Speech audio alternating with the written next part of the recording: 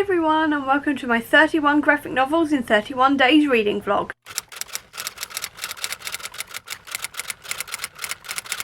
The Readathon, the Graphics-a-thon, has recently just announced that they are doing a challenge which is to read 31 graphic novels throughout the month of August, which means 31 graphic novels in 31 days. And as someone who absolutely loves graphic novels, I really wanted to take part, and I also wanted to vlog this experience because I did it last time, so I figured I'd do it again this time. I will leave a link up above to my TBR so you can check out the full load, because I'm not going to be talking about it again now because it's just going to take up a whole load of time, and you're going to see what I'm going to be reading as this vlog goes on. But what I am going to be starting with is Bloodstained Teeth Volume 2 Drip Feed, because I also need to read this for another vlog. So I'm going to start with this one and tell you what I think about it, probably using the same clip I had from that vlog because we're working smarter not harder, and then I will check up with you when I've read something and what I think about it, and then throughout the rest of the month. So let's get going with all of these graphic novels. So now just finished Bloodstained Teeth Volume 2, and I didn't realise that this is actually the concluding one. It was actually only going to be a 2-volume series. I thought it was going to be a longer one. But I will say it's a reasonably satisfying conclusion. I think this could have done with maybe a 3rd volume as well, just to like round things out a bit, because there was a lot of things introduced in here, like the Pensmiths, who seem to be like the sort of like assassins of this world, things like this, and I think it could have been fleshed out a little bit more into like a 3rd volume, or even just more like spin-offs within this world. But overall it was a pretty satisfying conclusion. The artwork is still very sort of psychedelic and out there, and trying to find something that isn't too like bloody or violent or anything. Taking a while, won't lie. There we go. No, I've got nothing to be honest, but it's very, there we go. It's very sort of like in-your-face psychedelic and things like this, which is not usually my thing either, but overall I did have a really good time with this. I did enjoy the world of it, and I am just left wanting more, which I find can be quite good in a book, or at least a graphic novel, because it gives the author like more space to like expand on things and talk more about it, and maybe go into different like series and things like this. But Atticus's story is now over, which I'm kind of sad about, but I did overall have a good time with it, and I think I'm going to give it a 4-star like I did the first one. I'm currently reading Spy X Family Volume 9, and this panel just really got to me. I love how like Anya's like interpreting people's thoughts and things. Also, apologies for the lighting.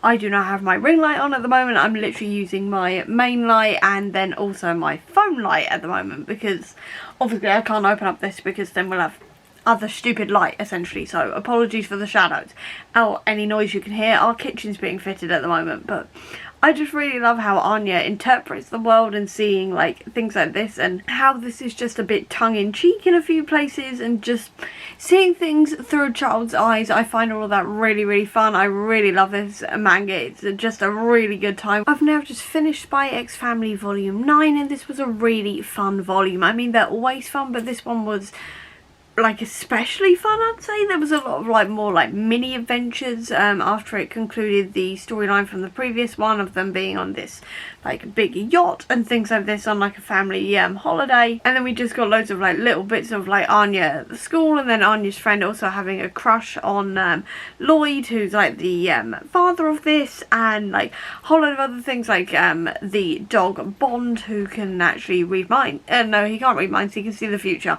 And like his adventures and how he like sees the future and tries to stop it, all the rest of it.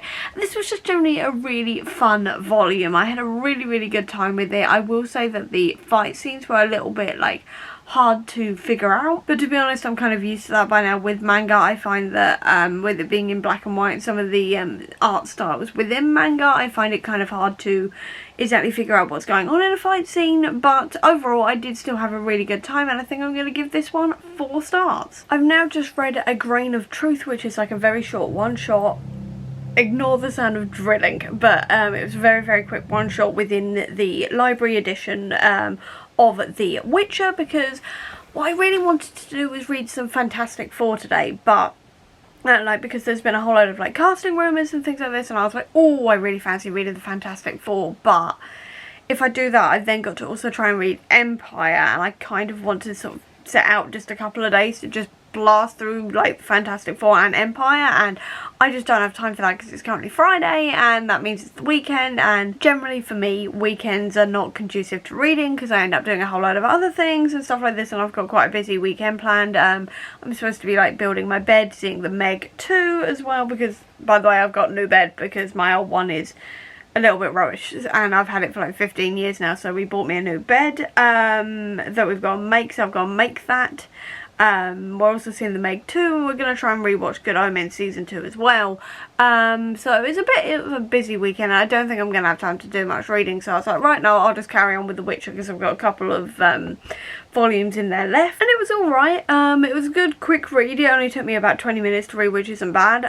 It's following Geralt and Vesemir, who is the guy who trained him to be a Witcher in the first place, as they go to like this town and they've been told that there's a fiend that's killing like people and villagers and things like this, but the village has also been taken over by Nilfgaard and their soldiers, which is like a warring country within the world of The Witcher, and it was pretty good. I will say that the sexism is turned down a little bit, but the problem is that when Yennefer turns up in Geralt's dreams, she's wearing a very revealing dress that you then just get a full body shot of her naked as she's taking it off, and then she's just there to have sex with Geralt and then bugger off again, and that is literally the involvement of Yennefer, which is, you know, still very sexist. And then all of the other women involved, apart from one of them who barely spoke, work in a brothel, so that gives you the kind of idea that we're on about here with, like, again, with the sexism. I'm just not really here for it. I do want to continue this though, because I mean, I've got it, I may as well finish it, you know, because I am reasonably enjoying the stories. It's just the sexism that's getting to me.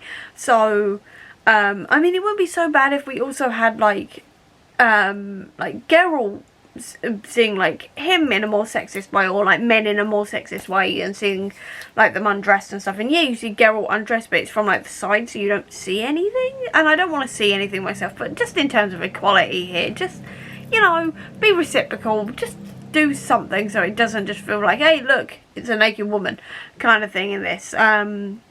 But yeah, I am reasonably enjoying it. I think I'm going to give this one 3 stars as well, because it was fun, but it was sexist. And hopefully now I'm going to start on next week Fantastic Four, maybe, I'm thinking. I may over the weekend maybe try to read something, but I'm doubting it. I may start, I don't know whether to start The Wicked and the Divine again, or read through Bitterroot next week and then just go through my Marvel stuff. I don't know. I really don't know. I'm really stuck on what to read. I may just go for it with Fantastic Four. I don't know.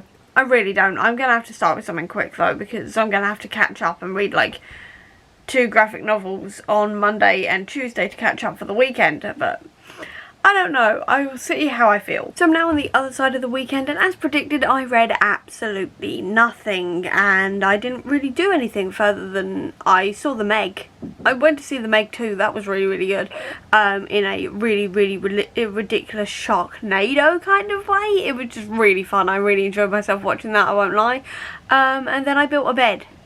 Like my new bed. Not this one. This is my mum's bed. I'm in her room because obviously the kitchen is right above my room, and I don't know if you can hear that, but there is a lot of drilling and sawing happening right now, and I want to be able to hear myself think, so I've decided to just camp out in this room instead.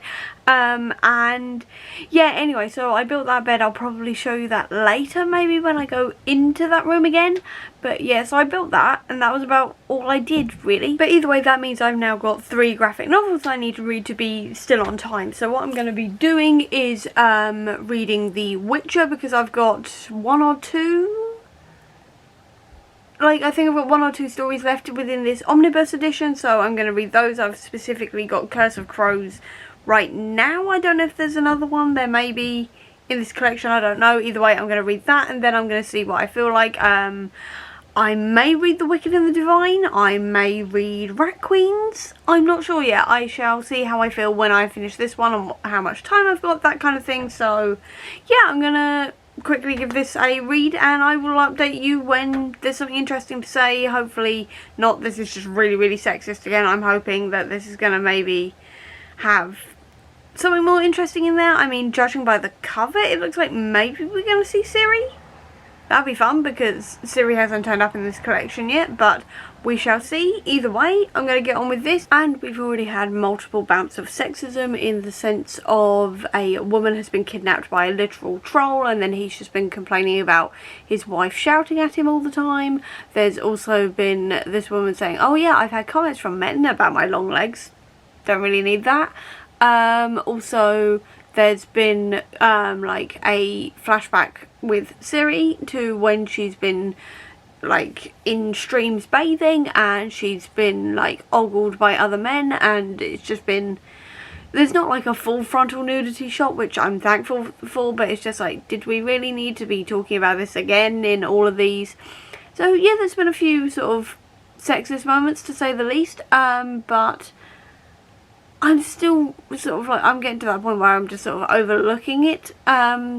But yeah, it's not too bad at the moment. I'm glad this is the final one though, because I'm just not here for the sexist moments. I've officially now finished The Witcher, and it was the definition of just sort of alright. I enjoyed the fact that they're dealing with Striga again, and it goes back to like Foltest, who sort of helped create a Striga in the first place in the original books and in the TV show.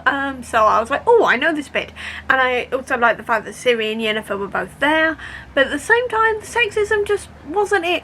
It wasn't it, because every single woman throughout this entire thing is either there to be a member of a brothel, to put it that way, or they will be naked. Even if they're not a member of a brothel or whatever, they will just be naked anyway.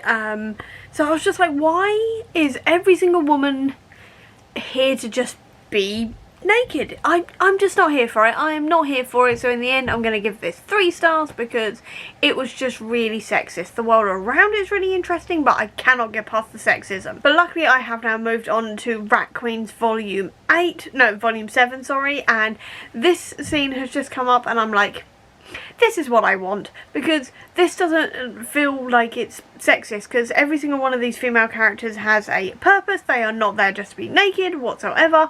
They are there, they've got all of their own personalities, they're all drawn to be different shapes and sizes and all of this kind of thing, and I really, really enjoy that. And I just, this is the kind of thing I want to read right now. It's funny, it's sweary, it's filled with badass women. I love it. Just, I love it. At the same time, don't really want this series to end, but it's about time I got to it, so that's what I'm doing at the moment, and I am quite enjoying myself. I have really, really missed reading Rat Queens, actually. I completely forgot how much I love the series, but I'm literally only 16 pages in, and I'm in love. I am absolutely in love. They're hunting unicorns. I'm just here for it. I'm absolutely here for it. So I went on to finish the Rat Queens Volume 8 yesterday as well. Please ignore that. Someone's now actually like having their driveway taken up.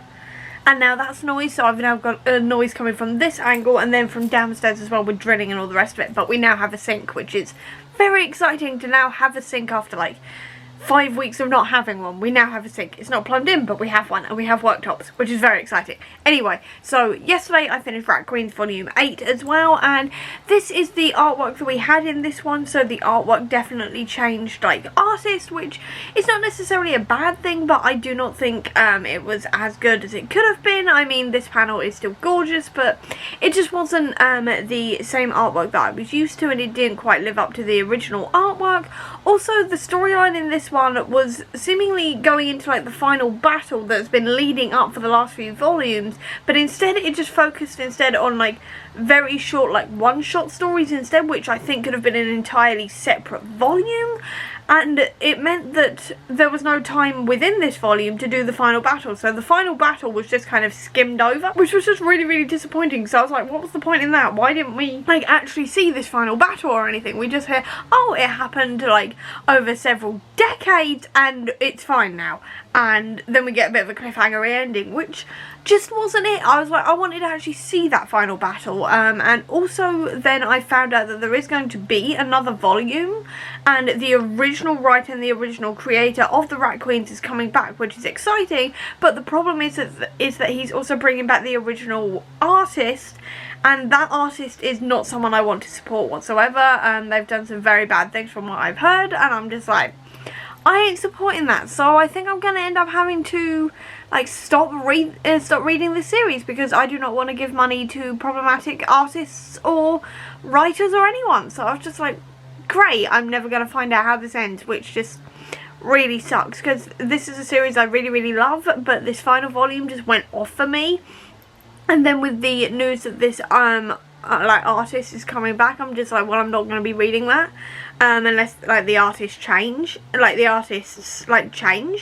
we get someone else in who's less like problematic or whatever. But I'm not like sure what's going on, to be fair, because this volume was released a while ago and there hasn't seemed to be any updates, so I don't know what's going on there. But either way, so yeah, in the end it was only a 3-star read. It was not my favourite whatsoever, and it just kind of really disappointed me, which was not what I wanted from this series, because I really, really love this series. On a lighter note, I have also started Bitterroot Volume 1 again, and I love this panel specifically. If you don't know what Bitterroot is about, by the way, it is set in 1920s Harlem, and we are following the Sangarai family, who are monster hunters, and it's all to do with monsters who were human, who have too much hate and stuff like that in their hearts, and they become monsters, and they're trying to stop these monsters and cure them, this kind of thing. It's really, really fun, really, really interesting. I really, really enjoy it, and this panel I specifically really love. I love how like creative it is as it goes sort of round.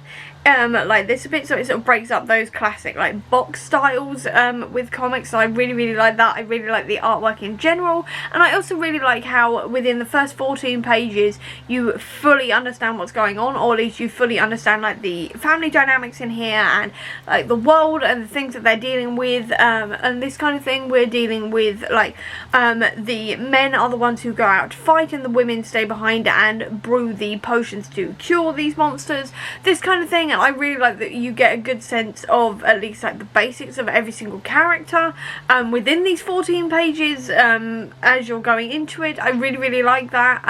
I really like that you also got a really good sense of like the roles each of these characters had within this world as well. That was all really good. And I just generally really, really enjoyed this. I really like how it set everything up, everything else. I really cannot wait to continue on with this series, which I will be doing over the next couple of days. And I'm just really liking this. I'm really glad to be back in this world again. And I gave this one 4 stars because I had a really, really good time at reading it. It's been a couple of days since I last updated you, and it's now Friday, and I'm now working my way through Bitterroot Volume 3. And I just want to point out this here, which is we have some disability representation in the form of Charles, I think it is, one of the Sangarai family. Anyway, he is a below-the-knee amputee on both legs, and most of the time he uses a wheelchair, but they've also made him these mechanical legs as well, so he can go out and hunt. And I just think that's a really cool idea. So you've still got disability rep in there, because you don't usually see it in fantasy, especially not like disabled people who then are monster hunters and things like this. So I just really wanted to point that out because I think that's really cool. Also, can we just appreciate how badass this panel is with all of the Sangarais together, or at least all of like the slightly younger or the fighter Sangarais all together, having a bit of banter while going into like a fight. I absolutely love it. This is such a badass look. So badass. I've now just finished Volume 3 of Bitterroot, which is the final one that's currently out, and just in time for someone to start mowing their lawn. Never mind, please ignore that noise. Anyway, so this was a really fun ending. I really liked how it left it open for like more, and it didn't just completely solve everything in just these 3 volumes. And the creators have said that they are going to continue on with this series. This was just like the main thing they wanted to start with. For context, this was written in 2017, and it was written before the pandemic. Trump had just taken over like office, George Floyd hadn't happened, and as they said, most people didn't know about things like the Tulsa Massacre and things like this. So it was written at a very interesting time, and I'm hoping that they're going to build more on these types of topics and like talking more about like the racism and hate and things like this. It's gone to World War II now. They've just gone forward to World War II, where they're saving people from concentration camps and things like this, because they're very much trying to focus on stopping the world from like hate and causing people to like turn into monsters because of the hate they're feeling, while also saving the victims of these hate crimes, things like this. It's definitely really, really interesting. I really, really enjoyed this. If you are looking for like a diverse story about like the exploration of like hate and the effect that has on people, this kind of thing, definitely give Bitterroot a go. It is slightly horror-y, but I wouldn't say it's like anything like something is killing the children or anything else. So if you don't like blood and gore, that's not that much in here, to be honest. So it's a pretty good one if you just want to maybe dip your toe into horror, but you don't want to go like into full like gory nature or anything. This is definitely a really good one to go for. I really like all of the characters in here. I think there could be like multiple spin-offs with like all the different members of the Sangorai family throughout the like decades. That'd be really, really cool. And generally I just really enjoyed this, and I think I'm going to give it a 4-star each because I had a really good time with it. I will say that the timelines do jump around a little bit, and you sort of jump from like 1 month in 1925 to like another one, then back again, then back to like 6 months beforehand, then a year later, and you sort of jump about a little bit there. But that can get a little bit confusing, otherwise this would have been given the full 5 stars. But other than that, I had a really good time with it, and like I said, it's a 4-star read. I've now just read the first volume of The Wicked and the Divine again, and I've just remembered how much I really enjoyed this series. But before I talk about the actual like book itself, can we talk about the character designs here? I love the character design. Specifically, I really love the one for Lucifer, because I'm a bit of a Lucifer fan anyway, but I love this idea of having like a female Lucifer to start with and everything else. And also her personality reminds me a little bit of Netflix's Lucifer, played by Tom Ellis, which I also really enjoy. Just in general, it's one of my favourite shows, so I love that element of it. And I just love this idea of like the gods and like them being reincarnated every 90 years. They become pop stars or like pop culture icons for 2 years and then they die, and sort of like seeing how all of these gods sort of like translate into this world, things like this. It's all really interesting, and I really like that we are focusing on this from like a human girl's perspective as well. I really like that, sort of seeing into the world and seeing more of like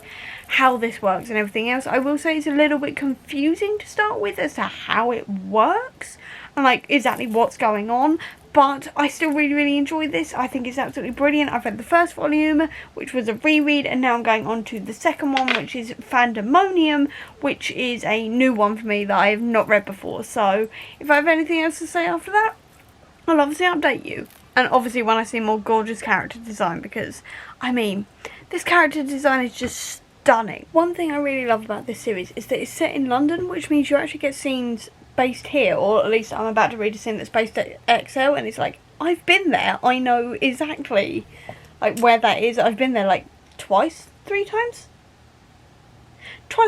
now. I went to Comic Con there. It was where my first ever Comic Con was. I've been down there as well for the Jurassic World thing as well, when they had the Jurassic World thing where you could wander around and it sort of looked like Jurassic World, that kind of thing. I think I've been there one other time as well. Either way, it's just really fun to actually have like somewhere in a comic featured that I've actually been. Like, that's just a really cool thing that's never really happened to me before, so that is just really cool to me, and just makes me really miss Comic Con. And I really miss Comic Con. This is the design for Odin and the Valkyries. And I mean, Odin is a grade A twat in this. He is an awful person. But, I mean, the designs are epic. Like, I am loving this kind of, like, neon look for them. I love it. I absolutely love it. This is gorgeous and continues.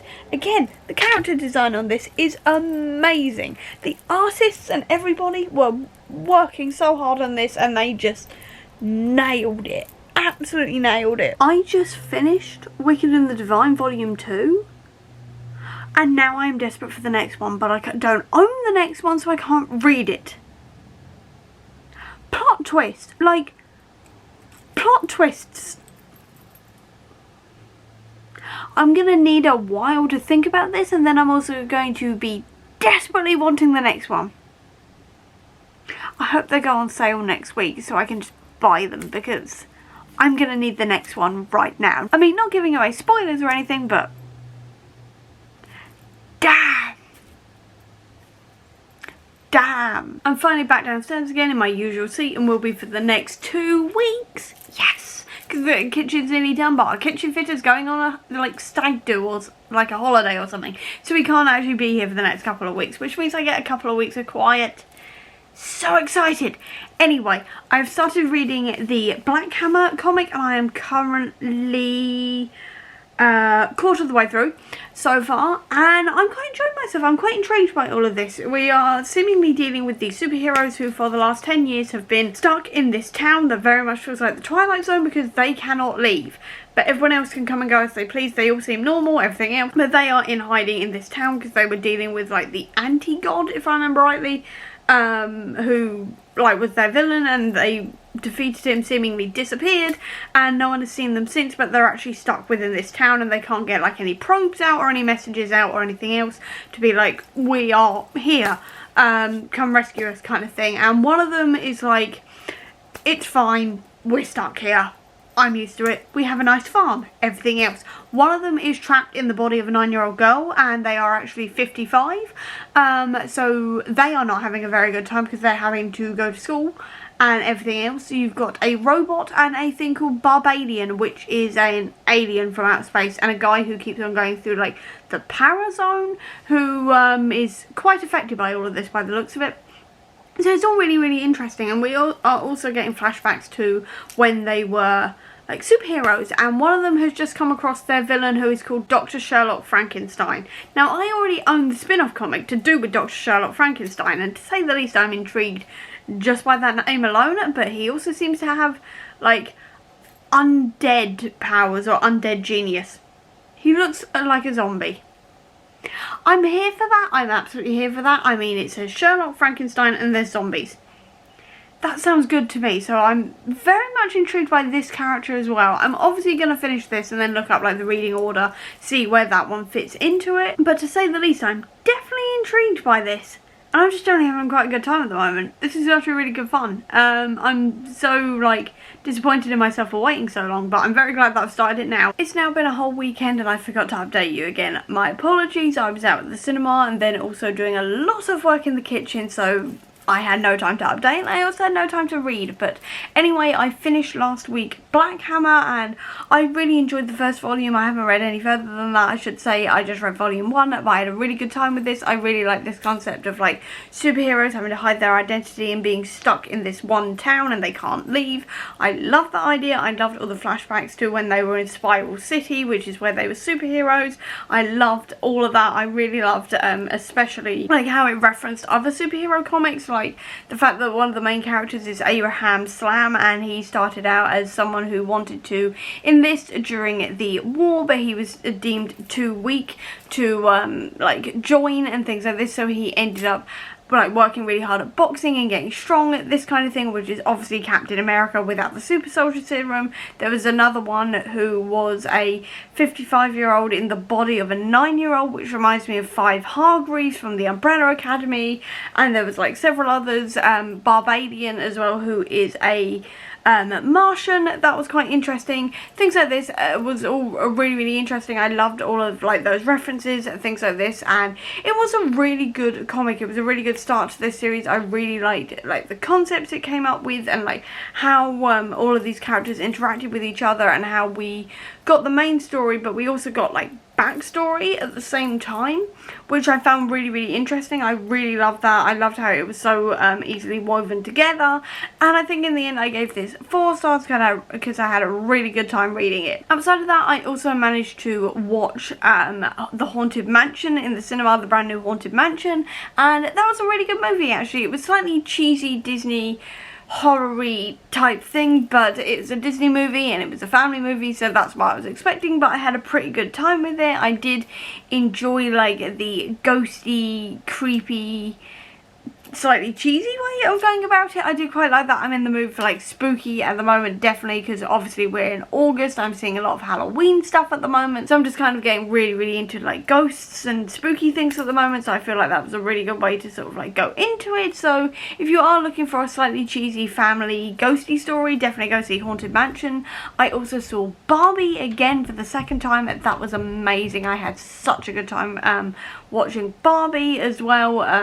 Obviously, like I said, it was my second time round, so Obviously I enjoyed it because it was just girl power and that kind of thing, and it was just really good fun. I had a good time watching it, and then I just spent the rest of the time being very, very boring and like refilling my kitchen with all the stuff that was in it that had to be removed while it was getting redone. I will eventually show you what it looks like, but at the moment we don't have a floor and everything is everywhere because we're still figuring out where we're putting stuff. But I will eventually show you what it looks like, probably in the next vlog, because I've decided that I'm going to split this vlog into two because I have a lot to do, and to be honest, we are working smarter not harder here in terms of like getting filming done, all the rest of it. So I'm going to split this into two. So it's going to be this first half, which is all non-Marvel comics, and then the second half is going to be all of the Marvel comics that I want to read for this challenge. But that doesn't mean this vlog is ending here, because I'm still reading non-Marvel comics at the moment. Specifically, I have started Kill or Be Killed. This is a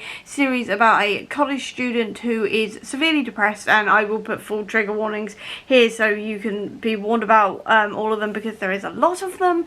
But he's severely depressed and he decides to try and kill himself, and what happens when he survives that attempt and a demon comes along and says, you now owe me your life, and you now have to kill one bad person every single month to stay alive. And I've currently, like, I'm about, I don't know, 74% of the way through so far, and I'm really, really enjoying this. I'm really liking like the concept of this is a very interesting concept. I'm liking the push and pull with the main character of going, well, I don't want to kill people, but I want to stay alive, but these people are bad, but at the same time I don't really want to kill them, but at the same time I kind of enjoyed it, and I mean, I'm alive, and this kind of thing is sort of going back and forth in this sense. And I'm really liking that push and pull, but I'm also really liking the commentary it's having on like the real world, this kind of thing. I'm really liking our main character as well, because while he is doing these bad things, seeing that push and pull is really, really interesting.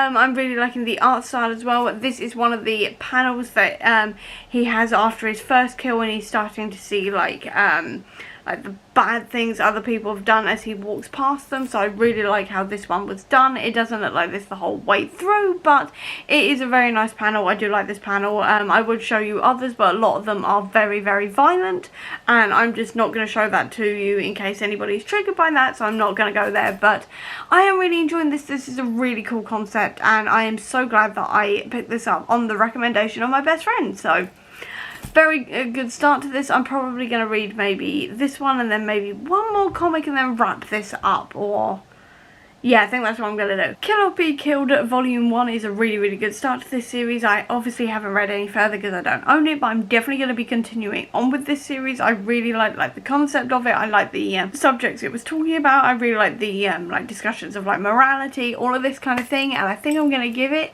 4 stars. Now I'm going to go on to something else, and I'm leaning towards a comic called Crowded, which is all about people who can crowdfund other people's like assassinations, and a bodyguard has to try and like save this woman from this crowdfunded assassination. I don't know, it just sounds slightly weird, and I'm in the mood for slightly weird and maybe slightly more lighthearted and funny, which is what I've heard this is going to be. So I think I'm going to give that one a go because it feels like a quick read. So yeah, I'm going to go get on with that one now. I'm 13 pages in and I'm already invested in this, but I just want to quickly talk about this little panel here. I really love what this is done with, like the splash coming out of like the coffee. I really love it when artists get like creative with stuff like this and like write the words within like the explosions, or like within like blood splatter, coffee splatter, this kind of thing. I think it's really, really clever, and I really wish more artists would do it, because I mean, if you've got that within the comic book medium and you have the ability to do it, why not? So I really like that. I just wanted to point that out. I love it when stuff like this happens within a comic. It just makes me happy. I apologise right now. I was a terrible vlogger yesterday. I started reading Crowded and then I never updated you. And I can't actually remember if I told you what I thought about Kill or Be Killed in the end. I really, really enjoyed it in the end. I really liked the discussions it had on like how the world is and like this kind of thing, and like morality. I really, really enjoyed all of that, and I gave it 4 stars. As for Crowded, I think I'm going to give it 3 stars because it was reasonably enjoyable, but at the same time it just felt really long. I mean, it was 160 pages ish, and that's usually fine for me reading comics. It's only like 40 more than like your average comic, but I just sort of didn't care. after about half of it. This is, if you don't know, it is all about a, like a bodyguard and a girl in the very near future where the gig economy has taken over and there's an app for everything, and one of the apps is Reaper, where you can put up what is essentially a Kickstarter for killing someone, and anyone can kill you, and whatever money has been raised goes to you because you have killed that person, and this kind of thing. And this girl gets this hit out on her and it gets up to like 1 million, which is the most it's ever been, so everyone's hunting her, so she ends up with this bodyguard to try and save her, this kind of thing. And it was interesting. I did like what it was sort of talking about with like the gig economy and like the way the world is going with like technology, this kind of thing, but at the same time it just kind of dragged. And I also didn't like the character who was being hunted down, to be honest, because she was just an asshole and an idiot, which is why she was being hunted, to be fair. But she was also like hiding things, and like there was definitely some secrets going on there, which I'm fine with. I don't mind having like secrets and this kind of thing to uncover throughout a book. That's what makes it interesting. But she just kept on going off and being like, I want to go party and all the rest of it, and I'm just like, you've literally got like $1 million like bounty on your head and it keeps on going up. Everyone is trying to kill you. Why are you going out? And she just annoyed me in the end. So it was a very, very interesting concept. I did like parts of it, but I think I'm only going to give it 3 stars. And now I'm on the final comic for this part of this vlog, because I didn't really want to end it on a bad one. I wanted to end it on a good note, so I am now reading Neil Gaiman's Snow Glass Apples, which is the graphic novel adaptation of his short story of this, and it's drawn by Colleen Doran, who I was very, very interested in because I know she's doing the Good Omens graphic novel that I have backed on Kickstarter, which is actually, funnily enough, at about 1.5 million raised at the moment, which is incredible considering they only wanted 25 grand originally, and things just keep on going up and up and up and up and up, and there's so many things coming with it now. I'm so excited, but I'll do a full unboxing next year when that comes out. Anyway, I was really interested like in her artwork and things like this, and just the story, and I wanted to end this on a high, and this was definitely a good one to go for. If you don't know what this is a retelling of Snow White, but it's from the point of view of the evil stepmother, but it's looking at the idea that what if Snow White was actually the evil one and the stepmother was trying to get rid of her because she was evil. And I really like this concept. It's very like much just opened out on like the creepy nature of it, and also I just want to mention the artwork because Colleen Doran is incredible. I've never read any of her work before. I am so glad though that I've got an entire graphic novel coming with her work in for Good Omens. She's definitely going to be the right person for this. I mean, look at this artwork. It is stunning. I love how Snow White is drawn. I love how all of it is drawn, and then also just this vampiric look as well. Just looks so cool. I am loving this artwork. Absolutely loving it. Definitely good one to go for as the last one for this part of the vlog, even though it wasn't originally on my TBR. I've kind of thrown the TBR out by the looks of it, but either way, I wanted something short and sweet, and this is only like 69 pages long or something, so it was a good short one to go for, and I'm definitely glad I've started reading it because, I mean, the story's really good so far, but also this artwork, man.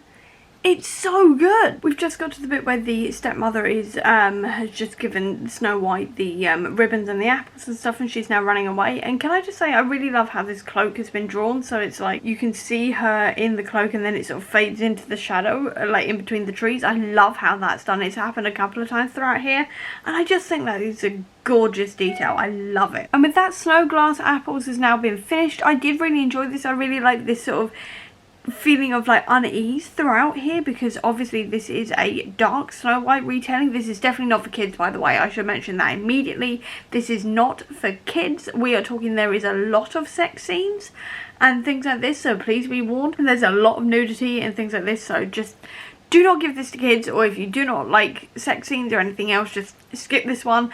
But if you don't mind those things, definitely give this a read. I really like this dark take on Cinderella. Where did I get Cinderella from? Snow White. I really like this dark take on Snow White and seeing like Snow White as like the bad guy of the situation and not the evil queen. I like seeing that flipped on its head. I really liked this sort of vampiric nature to Snow White as well, because if you are going to make Snow White a bad guy, make her a vampire, because that makes the most sense considering like how pale she is and things like this. It just very much reminds me of vampires in my mind. So that was really cool. I really liked how just all of this panned out. I just generally really enjoyed it, so I think I'm going to give it 4 stars as well, and I would highly recommend it if you like retellings and if you don't mind like nudity and things like this in your book. Quick dive in from Editing Becca, just to say that I forgot one of the major trigger warnings. I know I wrote it down here, but I also want to verbally say it as well just in case, and that is that with Snowglass Apples there is also 2 sections that are hinted at paedophilia, specifically with Snow White and her father, though that's never confirmed if that happened, but it's very heavily hinted at, and her father is not condemned for that. He does die, and she kills him, but he's never really condemned for it, despite the fact that the evil queen knows about it. I'm like, that was a little bit iffy. I will say I would have liked to have seen the evil queen be more like horrified by this and then condemn her husband for it, I will say. And then also there is a monk that also pays to have sex with Snow White when she's about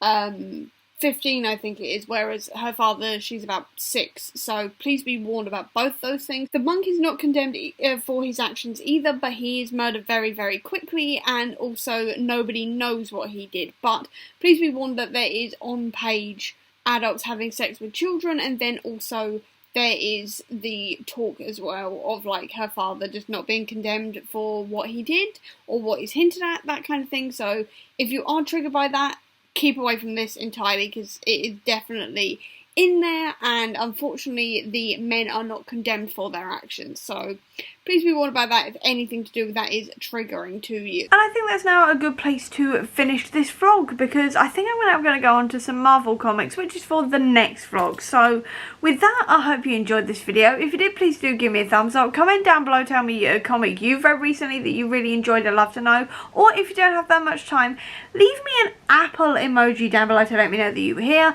I'll also leave a link as well down below to all my social media if you want to check it out, including to the Comic Book Sanctum, which is my website dedicated to Marvel Comics if you're interested in that, as well as a link down below as well to my Etsy store that sells bookish merch, including this Comic Books Are Real Books sticker, t-shirt, all the rest of it if you're interested and want to get one for yourself, or if you just want to see any more of my videos, including that Marvel reading vlog, please click subscribe here, and over here will be the link to my previous video. But until next time everyone, bye!